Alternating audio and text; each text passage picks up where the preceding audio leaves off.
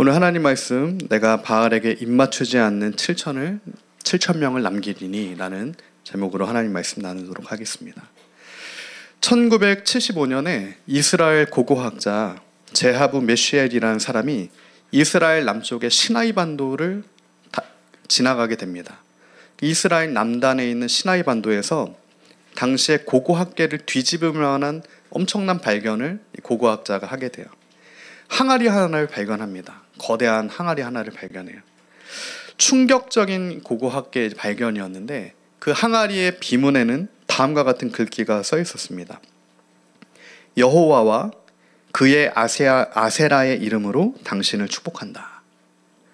이 항아리에 써져 있던 비문은 당시 아합과 이세벨 시대, 이 엘리야의 시대, 이스라엘 백성들의 신앙의 상태를 그대로 보여주는 비문인 거예요. 하나님과 아세라의 이름으로 축복을 하는, 하나님도 섬기고 세상의 신도 섬기는 혼합된 신앙, 혼합된 믿음을 그대로 나타내주는 고고학적 항아리를 발견하게 되는 사건이 있었어요. 이는 바알에게 무릎 꿇고 바알에게 입맞춘 당시의 이스라엘 백성들의 신앙의 상태죠. 무릎을 꿇는다는 것은 무엇입니까? 무릎을 꿇는다는 것은 항복의 표시입니다. 포기예요. 내가 포기합니다. 항복합니다. 입을 맞춘다는 것은 애정어린 사랑의 표시죠. 내가 또 사랑한다는 겁니다. 엘리야의 시대 많은 이들이 아합과 이세벨의 그 날선 칼날 앞에서, 그 정치력 앞에서 그들이 섬기는 바알과 아세라에게 무릎을 꿇고 그들에게 사랑을 갈구했다. 그게 역사적인 사실이었다라는 겁니다. 그러한 시대에 하나님께서는 그럼에도 바알에게 끝까지 무릎 꿇지 않고 입맞추지 아니한 엘리야와 7,000명을 남겨두었다라는 하는 그 사실, 그 은혜, 그것이 오늘날도 동일하게 하나님께서 저와 여러분을, 주님의 교회를, 하나님의 백성을 이끌어 가시는 주님의 은혜임을 우리가 믿습니다. 주님께서 끝까지 이 세상의 신에게 무릎 꿇지 아니하고 입맞추지 아니하게 오직 예수님만 바라보고 나아가도록 하나님의 택하신 백성들을 이끌어 주신다라고 하는 겁니다. 그게 주님의 은혜죠. 그 은혜 안에는 우리가 정금처럼 되는 과정이 반드시 포함되어 있습니다. 이 정금처럼 되어가는 과정을 우리가 엘리야를 통해 보면 알 수가 있죠. 하나님께서는 엘리야 역시 그 선지자 엘리야마저 정금과 같은 하나님의 사람으로 만들어 가시는 거예요. 이 세상에 그 누구도 완전한 사람이 없습니다. 모세도, 엘리야도. 모세도 40년이 필요했어요.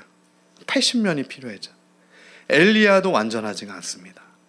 오늘 우리도 완전하지 않은 그 중심과 온전하지 않은 것들을 하나님께서는 하나님의 뜻대로 다 제거하시면서 우리를 온전한 믿음의 신앙의 사람으로 만들어 가시는 거예요. 엘리야를 하나님께서는 어떻게 인도하여 가십니까? 어떻게 그를 정금과 같은 하나님의 사람, 끝까지 바알에게 무릎 꿇지 않는 거룩한 백성으로 만들어 가십니까? 첫 번째로 오늘 본문을 통해 우리가 알 수 있는 것은 하나님은 하나님의 백성들을 겸손케 하신다라는 사실입니다. 하나님의 백성을 겸손하게 하세요. 이 겸손은 우리가 삶을 살아가는 과정 가운데 얻게 되는 겁니다. 처음부터 겸손한 사람이 있을 수가 없어요. 엘리야에게도 주님께서는 이 겸손을 알려주시는 거예요. 이 엘리야에게 알려주시는 그 거룩한 중심으로 하나님 앞에 나아가게 되는 그 겸손한 겸비하는 마음, 그것은 실상은 갈멜산에서 엘리야의 위대한 승리로부터 시작됐습니다. 엄청난 승리잖아요. 성경을 통틀어도 바알의 선지자 450명과 싸워서 이긴 사례는 엘리야밖에 없습니다. 그 위대한 선지자예요. 근데 그처럼 위대한 인물이 누구도 빠지지 않을 것 같은 영적인 침체, 영적인 나락으로 빠져버린, 하늘에 있다가 땅에 있는 것 같은 그의 삶의 여정이 오늘 열왕기상에서 우리에게 보여지는 겁니다. 지난주에 우리가 살펴봤던 엘리야는 어떤 사람이었습니까? 담대한 하나님의 사람이었어요. 뭐든 할 수 있는 겁니다. 믿음의 사람이에요. 생명도 아끼지 않고 하나님의 뜻이라면 나아가는 겁니다. 갈멜산의 엘리야의 제단에 여호와의 불이 임합니다. 성령의 사람이에요. 바알의 제사장 450명을 척결합니다.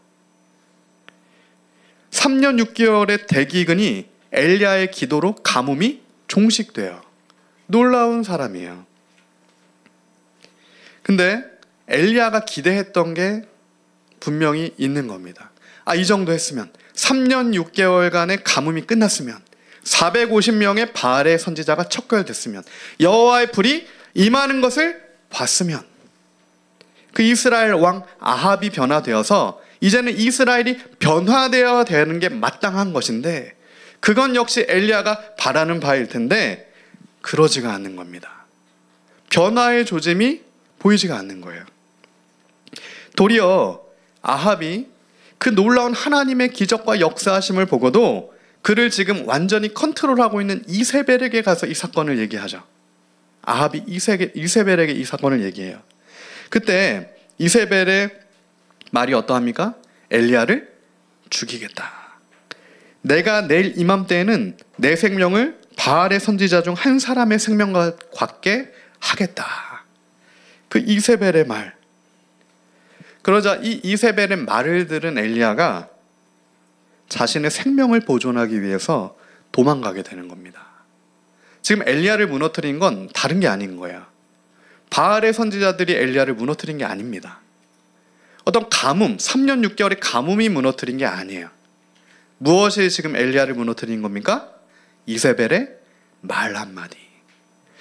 우리는 그런 말 한마디에도 실족할 수 있는 연약한 사람임을 하나님 앞에 인정해야 됩니다. 엘리야도 그랬어요. 그리고 엘리야는 완전한 영적 침체에 들어가게 됩니다. 바로 어제까지 보여줬던 엘리야의 그 엄청난 믿음과 바로 오늘 보여지는 그 영적인 침체, 그 차이가 엘리야에게 있는 거예요. 어제까지는 놀라운 성공을 한 엘리야인데 오늘은 엄청난 실패 가운데 들어가게 되는 겁니다. 이 성공과 실패가 어제와 오늘 사이에 엘리야의 삶 가운데 있게 되는 거예요. 하나님께서 이것을 엘리야의 삶 가운데 허락하신 거죠. 그것을 통하여서 엄청난 성공과 완전한 실패를 통하여서 하나님이 내 삶의 주권자시구나, 하나님만이 구속자이시구나 라고 하는 그 겸손한 심령을 엘리야도 정금처럼 그의 심령이 변화되게 되는 거죠. 그것을 주님께서 지금 엘리야의 삶 가운데 허락하셨고 그의 삶을 이끌어 가시는 겁니다. 끝에서 끝이에요. 지금 엘리야의 동선을 보면 끝에서 끝으로 이동합니다. 갈멜산은 이스라엘의 최북쪽이에요. 그리고 지금 엘리야가 회피한 브엘세바는 이스라엘의 최남단입니다. 그러니까 지금 이 엘리야는 내가 할 수 있는 모든 시도, 내가 할 수 있는 모든 걸음, 내가 할 수 있는 모든 길을 통과하면서 하나님을 피하게 되는, 어떻게 보면 요나처럼 내가 할 수 있는 모든, 도망할 수 있는 끝자락에 다다른 상태인 겁니다. 더 이상 갈 곳이 없는 브엘세바 최남쪽에 내가 생각하기에 도망칠 수 있는 최대 거리를 도망쳐 본 거죠.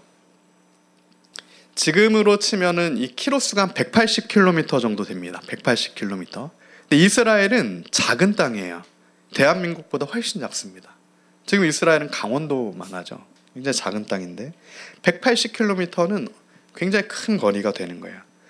이 180km 정도 되면 지금 강남 여기 방배에서 어디 정도 거리가 되나 보니까 군산 정도입니다. 군산. 그러니까 당시에 밤낮으로 엘리야가 군산까지 도망쳐 내려간 겁니다. 그 도망쳐 내려가는 엘리야는 어떤 생각을 하면서 내려갔을까요? 여러 가지 우리와 성정이 같은 엘리야가 만감이 교차한 마음으로 군산까지 180km를 내려갔겠죠. 브엘세바까지. 그리고 그곳에서 마침내 노뎀나무 아래에서 쭈그려 앉습니다. 광야로 들어간 거예요. 그리고 마지막 엘리야의 고백이죠. 호흡이 붙어있는, 주님, 이 호흡을 거두어 주십시오. 주님, 나를 죽여주십시오. 이런 고백을 엘리야가 하게 되는 겁니다. 그렇게 기도하는 거예요. 내 생명을 거두십시오. 이와 같은 기도는 마치 요나가 니느웨로 도망하면서 니느웨에서 하나님께 했던 기도와 비슷해 보이지만 조금 다르죠. 그러나 둘 다 도망하였다라고 하는 사실에선 같습니다. 요나와 엘리야가 자신이 할 수 있는 시도로서 지금 최대치로 도망해 보는 거예요. 그가 있던 자리들에서. 그런 경험이 우리의 삶 가운데, 우리 신앙의 여정 가운데 모두가 다 경험해 봤을 줄 제가 그렇게 또 믿습니다. 그렇게 사실은 이러한 영적인 침체를 겪지 않는 인생은 없어요. 그런 경험은 반드시 필요합니다. 승리의 경험도 필요해요. 하나님께서 우리 인생에 반드시 위대한 승리를 주십니다. 누구도 기대하지 못했던 그런 엄청난 승리를 주세요. 그러나 동시에 하나님께서 우리를 겸손케 하시기 위하여서 우리 인생 가운데 이런 영적인 어려움도 주신다라는 거예요. 우리가 말씀에 순종하여 열심으로 정말 할 수 있는 하나님 앞에 신앙생활을 하다가 말 한마디에 고꾸라져서 실족하게 되는 겁니다. 말 한마디, 어떤 사건 하나 완전히 다운이 돼서 실족하게 되는 거예요. 엘리야는 시험에 든 겁니다. 우리가 신앙생활을 하다 보면 시험에 들죠. 시험에 듭니다. 이 시험에 드는 것은 제가 보니까 직책과 상관이 없습니다. 목사님들과 교제를 해보면 목사님들도 시험에 드시는 목사님들이 계세요. 그리고 어린 아이들부터 사실은 목회자까지 우리가 다 사실은 연약한 사람이기 때문에 그러한 영적인 시험에 드는 사례들이 굉장히 많습니다. 그때 우리는 하나님 말씀에서 하나님께서 그러한 어려움에 빠진 하나님의 백성을 어떻게 인도하시는지를 다시 살펴보고 하나님 말씀대로 힘을 얻어야 됩니다. 세상은 다른 솔루션을 줘요. 세상은 다른 방법을 제시합니다. 정치에 힘이 있다. 경제에 힘이 있다. 사람의 힘이 있다. 세상은 다른 솔루션을 준다고요. 그러나 하나님 말씀을 우리에게 분명히 얘기합니다. 너를 위로해 줄 자는, 너를 다시 세울 자는 하나님밖에 없다는 거예요. 주님밖에 없다. 나의 앞으로 나와라. 이렇게 주님께서 말씀하고 계시는 거죠. 사환도 버려두고 엘리야 혼자 들어가는 겁니다. 그 전까지 나를 그렇게 같이 해줬던 그 사환도 못 들어가는 거예요. 혼자 들어가야 됩니다. 광야는 둘도 못 들어갑니다. 하나님께서 오늘 우리 인생 가운데 우리를 부르실 때 특별히 엄청난 승리와 시련과 그리하여 광야로 인도하실 때는 혼자 오라라고 말씀하시는 거예요. 혼자 하나님의 산 호렙으로 광야를 통과해서 나와라. 사환도 내려놓고. 엘리야가 오늘날로 치면 상담가를 찾아가 보세요. 누군가가 엘리야에게 그런 솔루션을 준다면 오늘날은 그게 맞겠구나. 미혹이 있으니까요. 그렇게 생각하겠죠. 아니면 어떤 약을 드셔보세요. 아니면 뭔가 다른 거를 찾아보세요. 아니면 멘토를 찾아보세요. 이런 세상적인 솔루션을 줄 거라고요. 그러나 성경은 그렇지가 않습니다. 하나님께 나아오라요. 주님께서 너를 고쳐주시리라 그렇게 말씀하시는 겁니다. 달리다 쿰입니다. 일어나 걸어라예요. 그 말씀이 우리 귀에 들릴 때 우리가 일어나 걷게 될 줄 믿습니다. 그게 하나님의 말씀의 역사입니다. 그 말씀을 오늘 우리가 믿는가? 그것이 하나님께서 엘리야를 이끄셨던 신앙의 여정이었어요. 우리는 오늘 엘리야를 통해 하나님께서 그의 인생을 철저하게 하나님의 주권대로 몰고 가시는 것을 봐야 합니다. 광야로 왔지만 브엘세바로 피했지만 이 역시 하나님께서 엘리야를 인도하신 거예요. 엘리야는 내가 도망쳤다라고 생각했지만 엘리야는 내가 두려워서 도망쳤구나라고 생각했지만 실상은 하나님께서 그를 거기까지 인도하셨다라는 거예요. 하나님의 산에 오르기 위해서는 우리가 반드시 광야를 통과해야 되는 겁니다. 그게 바알에게 무릎 꿇지 않는 엘리야와 7,000명의 거룩한 하나님의 겸손한 중심의 백성들을 만드시는 하나님의 역사하심이다라는 거죠. 지나가야 하는 그 광야, 통과해야 되는 그 광야, 그 광야에서 주님께서 우리를 겸손하게 하신다. 그러므로 오늘 엘리야를 통해서 하나님께서 우리의 중심 역시 다시 주님만을 붙드는 그 겸비한 심령으로 변화시켜 주실 줄을 우리가 간구하며 그렇게 되길 예수님으로 축복합니다. 두 번째로 이렇게 영적인 침체기가 왔을 때, 시험에 들었을 때, 혹은 실족했을 때 우리는 하나님께서 나의 힘을 완전히 빼고 계시는구나 라는 것을 보아야 합니다. 하나님께서 우리의 마지막 남은 힘까지 다 빼게 하시는 거예요. 바다에 빠졌을 때 혹시 강이라든가 수영장 바다에 빠져보신 분 있으십니까? 바다에 빠졌을 때 해야 될 일이 있는데 가장 먼저 해야 되는 게 몸에 힘을 빼는 겁니다. 몸에 힘을 주면 지푸라기 하나라도 쥐려고 내가 하면은 빠져요. 실족하게 됩니다. 익사하게 돼요. 그래서 몸에 힘을 빼야 돼요. 허우적거리는 것을 멈춰야 됩니다. 편안하게 있어야 돼요.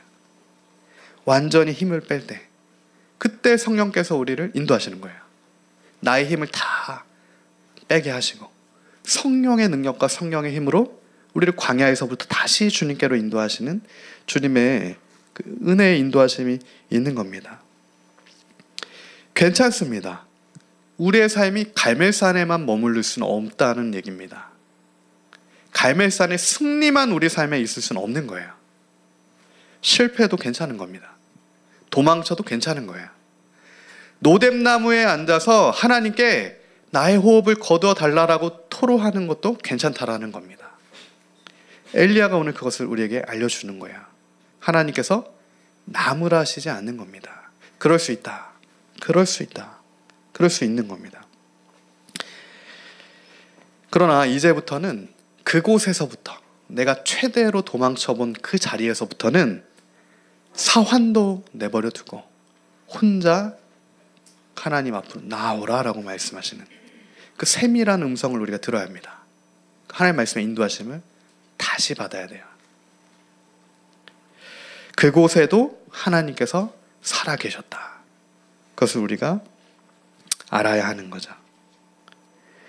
주의 사자를 보내셔서 엘리야에게 새 힘을 주시는 여호와 하나님, 일어나 먹어라 이렇게 말씀하십니다. 이때 일어나, 이게 쿰이죠. 쿰. 일어나라 쿰. 예수님께서 마가복음에서, 마가복음 5장이죠, 죽은 소녀를 다시 일으키실 때 달리다 쿰이라고 말씀하시는 거예요. 일어나라, 걸어라. 다른 게 필요가 없는 겁니다. 주님의 말씀이 일어나라, 걸어라 라고 하는 그 말씀이 오늘 우리의 심령 가운데 들리게 되면, 근데 이 말씀은 어떤 심령에 들립니까? 겸손한 심령에 들려요. 그 겸비한 심령 가운데 일어나라라고 하는 주님의 말씀이 들리게 되는 겁니다. 그제서야 부엘세바에서 들리게 되는 거예요. 그리고 주님이 나를 위해 예비해 주신 그 물 한 병, 떡 덩이를 먹고 새로운 힘을 얻게 됩니다. 다시 달려갈 수 있는 그 힘을 주님께서 주신다. 주님의 사랑이죠. 내가 가야 할 길이 있다는 겁니다. 하나의 백성들, 바알에게 끝까지 무릎 꿇지 않는 그 거룩한 백성들이 끝까지 걸어가야 할 하나님의 길이 있다. 저도 인생을 살면서 어려운 일이 있을 때라든가 위기를 맞았을 때, 그리고 정말 주님의 힘이 필요할 때, 내 힘이 아니죠. 내 힘이 아니라 정말 주님이 주시는 그 지혜와 은혜가 필요할 때는 기도원에 갑니다. 제가 기도원에 갔던 거는 초등학교 우리 이음이 나이 때부터였던 것 같은데, 초등학교 4학년, 5학년 때 처음 3일 금식을 이제 그 가족이 가서 한번, 그때를 시작으로 위기라든가 어려움이 있을 때 저희가 그 여기 오기 전에도 릴레이 금식 기도도 했지만, 제가 그 갈멜산 기도원에 올라가서 열흘 금식할 때 첫 3일을 기도원에서 하고, 군대에서도 저 같은 경우는 모든 휴가를 나오면은 다 기도원에 갔었어요. 그래서 3박 4일, 4박 5일 금식하고 다시 군대로 가고. 그렇게 하지 않으면 군대에서 신앙생활하기가 어렵더라고요. 군대에서도 전도를 하고 군대에서도 군종병을 같이 하면서 정말 이렇게 하나님의 일을 해야 되는데, 군대라고 하는 엄청난 그 제약적인 환경, 그 위협적인 환경, 조금만 하나님의 일을 하려고 하면 제재가 들어오는, 기도밖에 할 수 있는 게 없다. 그러나 놀라운 것은 그렇게 기도할 때 세상에서는 그렇게 해도 되냐라고 하는 그것이 답일 경우가 대다수입니다. 그게 답이에요. 그것만 답입니다. 오히려 다른 솔루션은 정말 미미한 영향이에요. 진실로 기도가 정답인 거예요. 주님의 산에 올라서. 오늘 우리가 위기를 맞았습니까? 광야는 기도의 장소예요. 광야가 원어적으로 하면 미드바르입니다. 미드바르. 나바르라고 하는 하나님의 말씀에 전치사 미가 붙어서 하나님의 말씀이 들리는 그 장소가 미드바르, 광야입니다. 근데 하나님의 말씀이라고 하는 이 다바르의 어원은 드비르, 지성소라는 뜻입니다. 그러니까 하나님의 임재가 있는, 하나님을 만나는 그 성소가 미드바르 광야 가운데 하나님의 말씀이 임하는 그 성소가 있게 되는 거예요. 그래서 하나님께서 엘리야를 브엘세바를 통과하는 광야로 인도하셨고요. 오늘 우리의 인생 역시 광야로 인도하십니다. 우리 인생의 광야는 다 다르죠. 우리가 생각하는, 경험하게 되는 광야는 다릅니다. 이 광야는 절대적이지가 않아요. 그러나 우리는 고통도 마찬가지죠. 누군가가 정말 피를 흘리는 고통, 정말 살이 찢겨나가는 그런 고통, 정말 너무 큰 고통이 있을 수 있어요. 욥과 같은 자녀들이 하루아침에 다 죽게 되는 그런 고통이 있어요. 근데 나는 만약에 내 손가락이 지금 화상을 조금 입었다, 이게 더 아프다고요. 누군가의 그 자녀들이 욥처럼 다 죽게 되는 욥의 친구들을 보면 알잖아요. 내 손가락이 더 아픈 겁니다. 내 자녀가 무릎 까지는 게 더 아프게 되는 거예요. 그게 우리의 사실은 연약한 중심입니다. 그러나 하나님께서는 그것을, 주님을 온전히 아는 자로 바꾸어 가시는 거예요. 끝까지 포기하지 않으시고 하나님의 그 사랑을 알아서 예수님의 그 사랑을 실천하게 되는 그 자리까지 우리를 인도하시는 겁니다. 그러니까 하나님의 은혜와 사랑이 있는 거죠. 그러기 위해서, 거기까지 가기 위해서 나의 큰 어려움보다 누군가의 작은 어려움이 더 큰 사실은 사랑의 마음으로 나에게 임하는 그 자리까지 가기 위해서 하나님께서 오늘 영적으로 완전히 침체되어 있는 엘리야에게, 시험에 빠진 하나님의 백성들에게 일어나 다시 걸어라 라고 말씀하고 계신다는 겁니다. 예수님께서 말씀하셨어요. 죽은 소녀야 일어나라. 죽은 나사로야 일어나라. 쿰입니다. 쿰. 예수님이 말씀하시면 물이 포도주가 됩니다.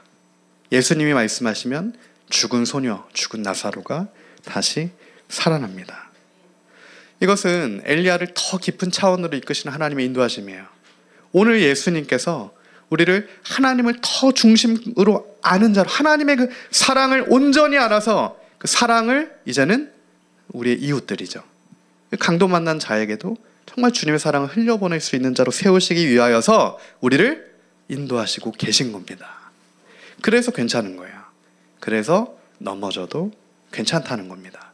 하나님께서 우리 인생을 보고 계신 게 지금을 보고 계시지만 또한 우리의 마지막을 보고 계시는 겁니다. 우리가 자녀가 있으신 분들은 알겠지만 우리가 자녀를 키워가면서 지금 미숙하고 연약한 부분들이 많죠. 5살, 6살, 심지어 초등학생들도 그래요. 그러나 우리가 우리의 자녀들을 바라봤을 때 지금의 그 모습을 바라보는 게 아니라고요. 지금의 그 모습을 바라보지만 반드시 이 아이가 장성한 분량에 서서 하나님의 그 사명자로 서게 되는 그것을 동시에 보게 되는 겁니다. 그게 부모의 마음이고 부모의 관점이죠. 그러한 마음과 관점이 하나님께서 우리를 보시는 마음과 관점이라고요.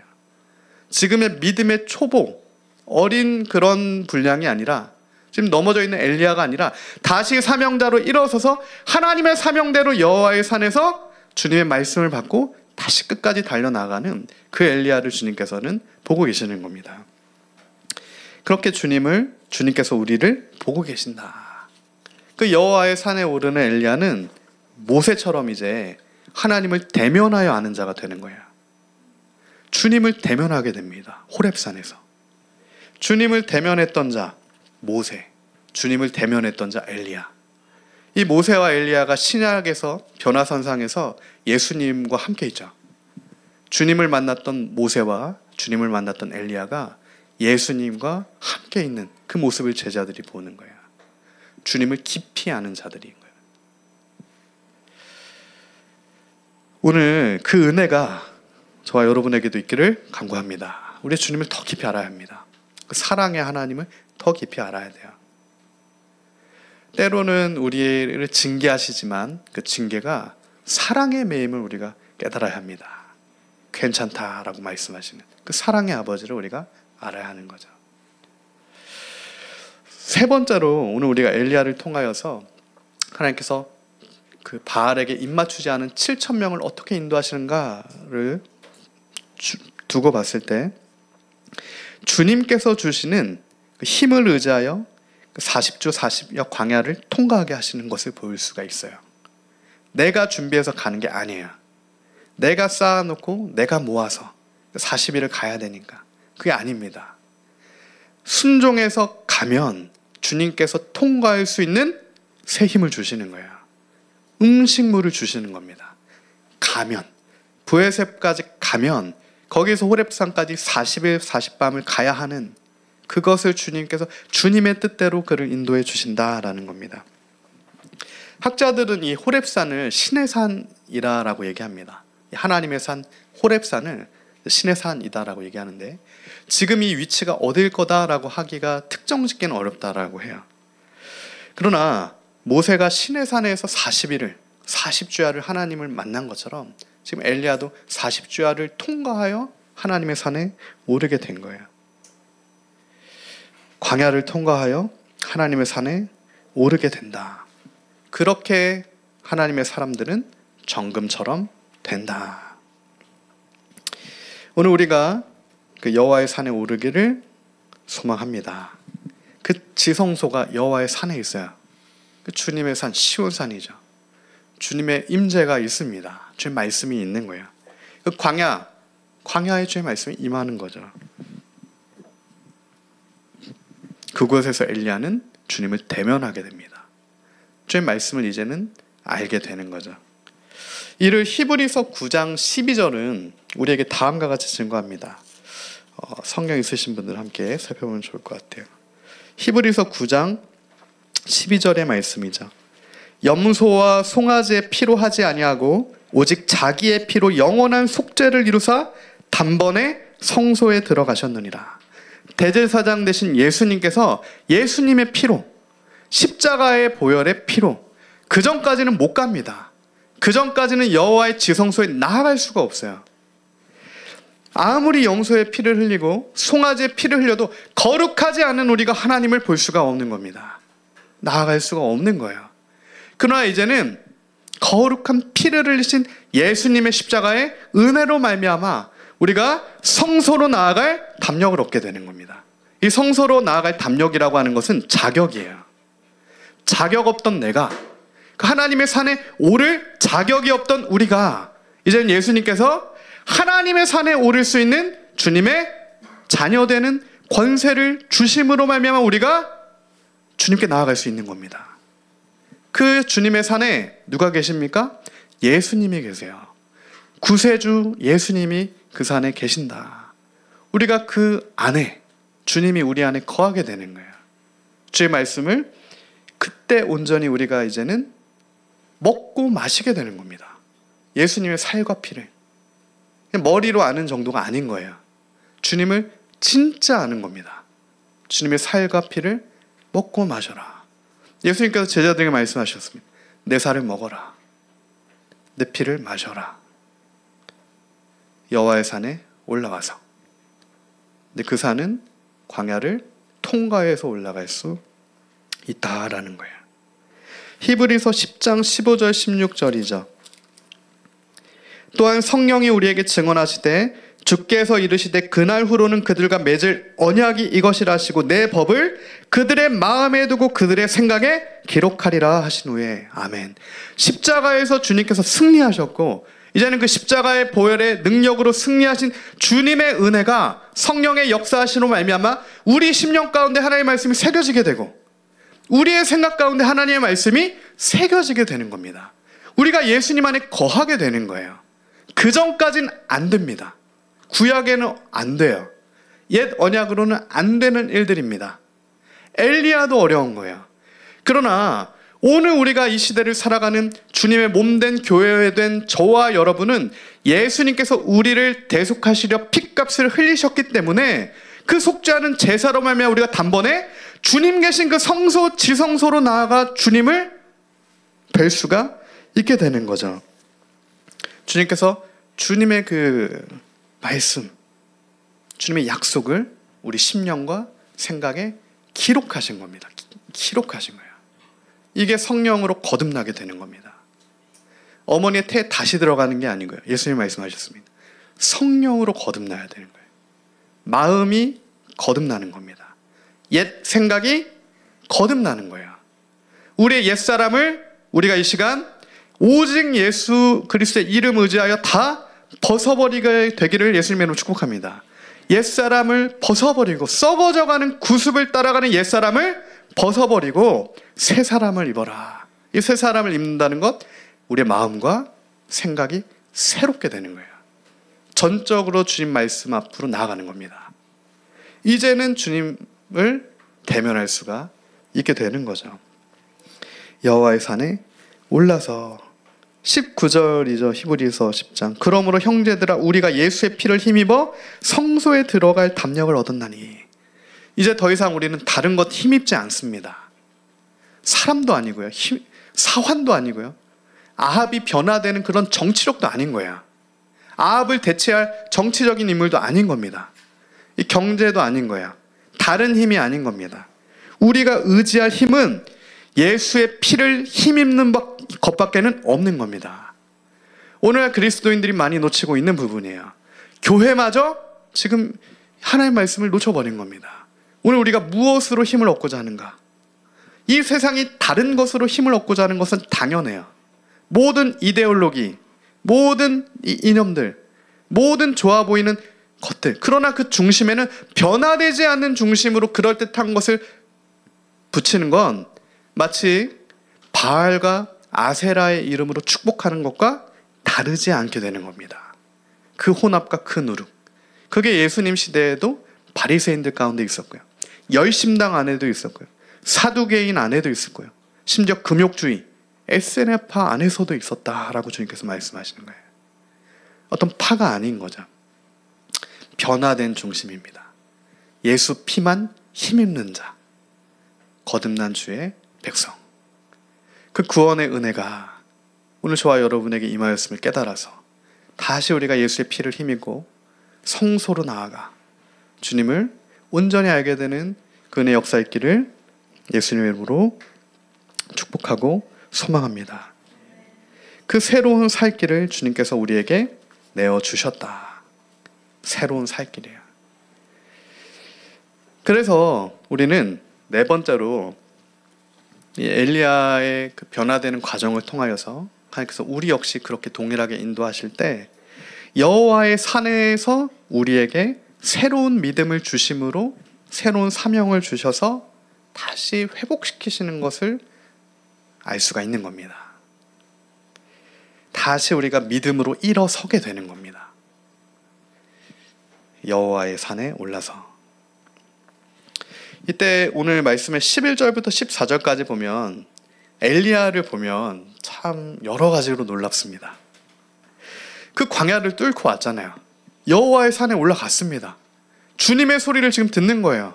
주님의 엄청난 영광의 임재, 지진이 나고 바위가 갈라지는 그 엄청난 주님을 보고 있는 겁니다. 근데 지금 엘리야가 주님 앞에서 무슨 얘기를 합니까? 욥과 같은 항변을 하게 되는 겁니다. 예레미야 같은 항변을 하는 거예요. 주님, 나만 남았습니다. 나에게 열심히 있어서 다 무너졌고 나만 남았습니다. 이렇게 얘기하는 게 되는 거죠. 이와 같은 지금 엘리야의 이런 엄청난 인생의 고통 앞에서의 항변, 그것을 예레미야도 동일하게 해요. 예레미야 15장에 보면 예레미야 15장에서 예레미야가 이렇게 주님 앞에 항변하는데, 나의 고통이 계속하였고 상처가 중하여 낫지 않음이 어찌 됨이니까. 그러니까 내 인생 가운데 고통이 이렇게 중하고 상처가 낫지 않는 게 어떻게 된 겁니까, 하나님? 주께서 내게 대하여 목이 말라 속이는 시내 같습니다. 이렇게 얘기합니다. 예레미야가. 그 하나 남은, 그 하나님의 선지자 그 예레미야가 하나님께, 하나님 나를 속이는 많은 물처럼 보이지만 실상 하나도 남지 않은 마른 시내같이 지금 날 속이는 거 아닙니까? 지금 변화가 없지 않습니까? 이 고통이 안 깨지지 않습니까?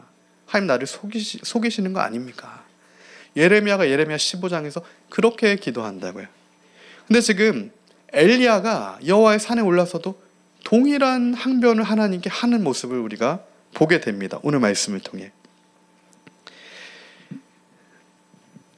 그때 하나님께서 엘리야의 그 물음 앞에 어떠한 답변을 주시죠? 욥의 그 질문 앞에 하나님께서 어떠한 답변을 주셨습니까? 예레미야에서에 보면 예레미야의 그 질문 앞에 하나님께서 어떤 답변을 주세요? 지금 시대는 다릅니다. 항변은 같아요. 그 항변에 대한 주님의 답도 하나밖에 없어요.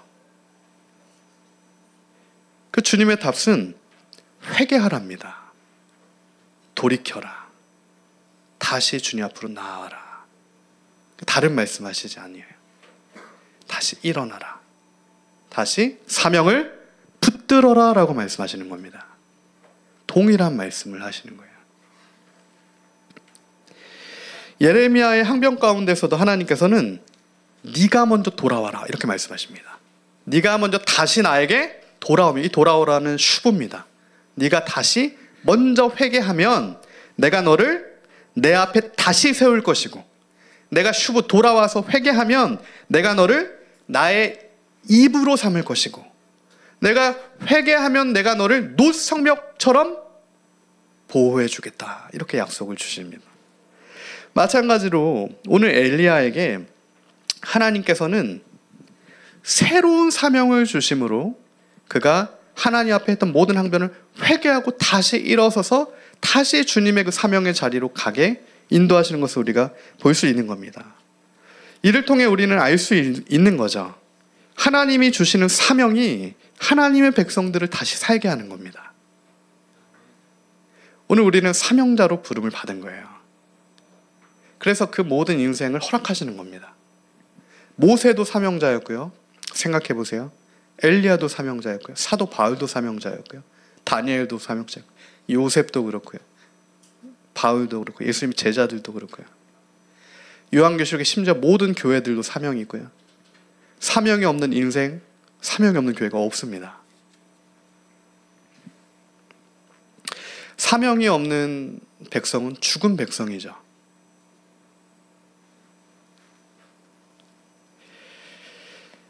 그렇기 때문에 하나님께서 우리를 다시 살리실 때, 다시 세워주실 때, 사명자는 100번 넘어져도 101번 일어나는 게 주님의 사명 있는 백성입니다. 주님께 힘을 얻어서, 예수님의 피를 힘입어서 101번 일어나서 예수님 앞으로 달려나가는 거예요. 성소로 들어가는 겁니다. 다시 회개하고, 다시 무릎 꿇고, 다시 일어나서 다시 주님 주시는 사명의 자리로 나아가는 거예요. 그것을 위해 내가 너를 세웠다라고 말씀하시는 거죠. 그것을 위해 내가 너를 7,000명과 함께 남겨두었다. 다른 이유가 아닙니다. 그것을 위해 내가 바알에게 무릎 꿇지 않고 입맞추지 아니한 7,000명을 남겨두었다. 하나님께서 하나님의 이름의 영광을 위하여서 거룩한 백성들을 남겨두셨다. 그럼 마침내 엘리야를 통하여서 하나님의 뜻이 이어지게 됩니다. 아무리 아합이 강대해 보이고요, 지금 이세벨이 데리고 왔던 바알의 선지자 450명은 죽었지만 아세라의 선지자 400명은 죽지 않은 상태인 거예요. 오히려 더 살아남아서 아세라의 우상이 더 흥왕해지는 그 시대 가운데 하나님께서는 다 끊어져 보이는 것 같은 그런 시대 가운데 엘리야를 통해 하나님의 그 뜻을 이루어 가시는 겁니다. 다음 세대를 살리시고 세우셔서 주님의 뜻을 이어가시는 거예요. 예후에게 기름 부어서 이스라엘 왕으로 삼아라. 아합을 대체할 주님의 뜻입니다. 왕을 세우고 폐위시키는 게 누구에게 있다는 겁니까? 하나님께 있는 거예요. 우리 민주주의의 역설이죠. 우리는 우리가 왕을 세운다라고 생각합니다. 그렇지가 않아요. 교만입니다. 하나님께서 세우시는 거예요. 지도자는 주님께서 세우십니다. 아합의 악이 찼습니까? 하나님께서 폐위시키신다고요. 그리고 아무것도 아닌 예후를 왕으로 세우시는 겁니다. 그게 이스라엘에게만 적용되는 게 아니죠. 아람의 왕 폐위시키고 하사엘에게 기름 부어라. 하사엘을 하나님이 세우신 거죠. 아람의 왕으로 새로 세우신 겁니다. 일개 장수였는데. 마찬가지로 엘리야를 대신해서 엘리사에게 기름 부어서 너를 대신하여 이스라엘의 선지자가 되게 해라. 이로써 하나님의 뜻이 광야를 통과하여서 여호와의 산에 다시 서게 된, 그곳에서 회개하고 다시 일어나 주님의 사명의 자리에 서게 된 엘리야를 통하여서 하나님의 뜻이 이루어지게 됩니다. 지금도 하나님께서는 바알과 이세벨에게 무릎 꿇지 않는 엘리야와 7,000명의 하나님의 거룩한 백성들을 남겨두십니다.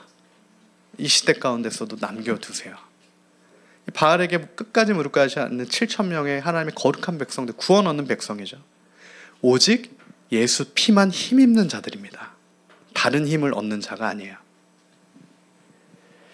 이 시대 가운데 엘리야 시대 항아리에서 발견되었던 그 변질된 신앙을 가리켰던 비문처럼 많은 이들이 하나님과 아세라, 예수님의 십자가 보혈과 다른 힘을 함께 의지하면서 혼합된 그러한 길을 걸어갈 때 주님께서는 택하신 백성들에게는 그렇게 하지 않게 하시고 광야를 통과하여서 여호와의 산에 오르게 하셔서 오직 예수님만 생명의 구세주임을 나타내 알려주시고 그 예수님을 믿는 믿음으로 다시 일어나 나아갈 수 있는 힘과 소망과 능력과 지혜와 권세 주시는 하나님 아버지를 찬양하며 그 입술의 찬양이 끊어지지 않는 그런 복된 인생이 오늘 주님을 신령과 진정으로 예배하는 중심과 생각마다 변화되어서 다시 우리가 주님 앞에 거룩하게 서는 은혜의 길을 간구합니다. 선포된 말씀 붙들고 기도하며 나아가겠습니다. 시간 우리 합심하여 기도할 때 먼저는 오늘 말씀을 붙들고 기도하겠습니다. 하나님께서 오늘 우리의 인생을 이끌어 가시는 모든 여정이 동일합니다. 고통의 크기가 다르고 광야의 무게가 다 다르지만 반드시 우리 모두가 나에게는 절대적인 그 고통과 광야를 통과해야 돼요. 부모님이 다 다르듯이 다 달라요.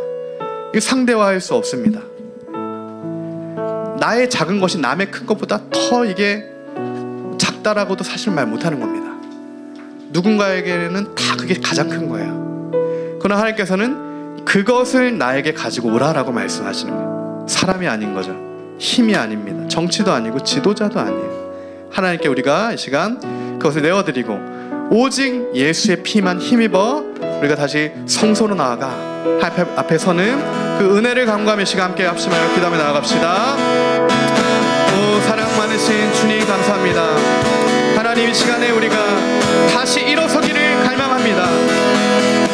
하나님 주님 주시는 힘으로 하나님 우리가 다시 힘을 얻어 새 힘을 얻고 새 능력을 얻고 새 지혜를 얻어 변화된 마음과 변화된 심령과 변화된 아버지 우리의 생각으로 하나님 아버지 앞에 다시 서게 되는 은혜 간구합니다. 하나님 우리가 주님을 온전하게 몰랐던 우리의 하나님 모습에서 하나님 우리가 이제는 광야를 통과하여 여호와의 산에 올라 주님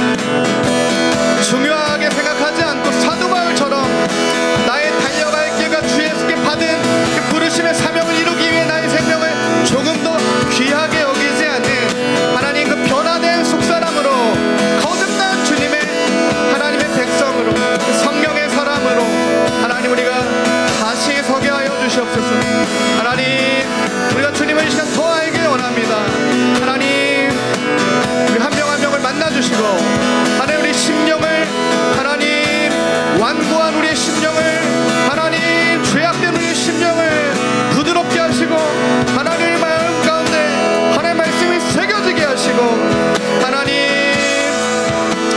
오 주님 그렇습니다. 오 주님 우리가 우리의 모든 힘을 빼고 하나님께서 우리를 인도하시는 그 걸음에 하나님 함께 주와 함께 동행하게 되는 그 은혜를 우리가 갈망합니다. 하나님 우리가 기도의 자리로 나아가고 말씀의 자리로 나아가 하나님 말씀의 기준으로 기도로 하나님 어려움들을 해결함 받고 하나님 그렇게 나아갈 수 있도록 주님 도와주시옵소서. 아버지 역사하여 주시옵소서.